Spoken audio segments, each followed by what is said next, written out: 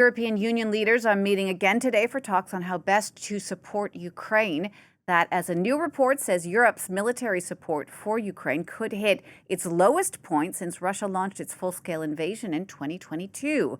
That Kiel Institute report says military aid has dropped sharply in recent months, raising concerns that Europe can't compensate for the halt in American aid. Well, we're going to talk more about this now with our correspondent Dave Keating in Brussels. Dave, tell us a bit more about the talks today.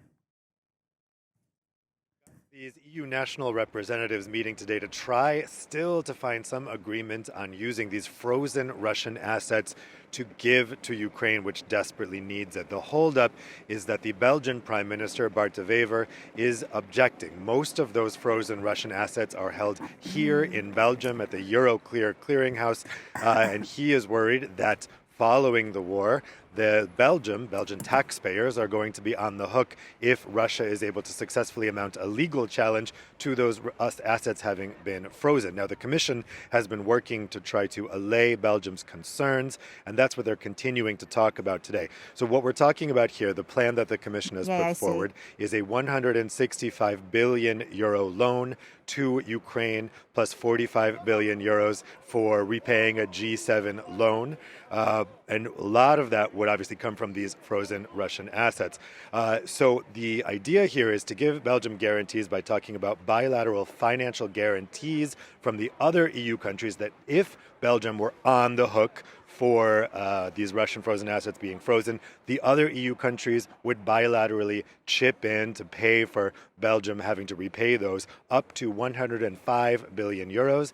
Belgium isn't happy with that, though, because the total amount held in Belgium is 140 billion euros. They want the full amount, and they want a longer time frame that would be guaranteed. So the national representatives are still trying to thrash this out today, and they're also at the same time looking at a plan B where they might be able to overrule Belgium's veto on this. That would not go down well here in Belgium, I can tell you, because actually Bart de Wever is really speaking for public opinion here in Belgium, which is opposed to Belgium relenting on this without cast iron guarantees that the Belgian taxpayers will not have to end up paying for this. Dave, there's another important meeting next week. How important is it that they find an agreement before then?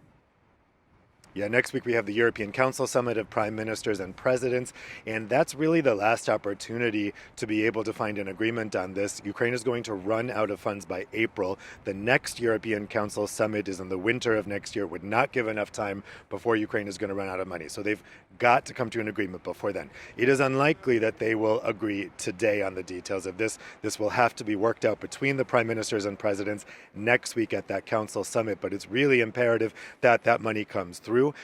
They're looking at different ways to do this because Belgium isn't the only problem here. Hungary is also not supporting further aid to Ukraine because Prime Minister Viktor Orban believes that that will unnecessarily prolong the war and that it's working against the peace plan that's supposedly still being pursued by the United States. That is really the elephant in the room here because it's thought that it's not only about the legal guarantees that Bart de Wever is opposing this. He also has the U.S. reportedly breathing down his neck. Washington is opposed to giving this frozen Russian funding to Ukraine.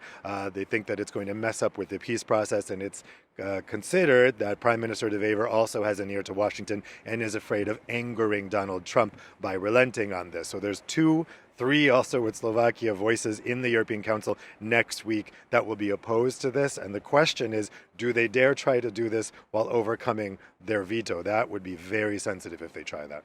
Dave, thanks for that. That's our Brussels correspondent, Dave Keating.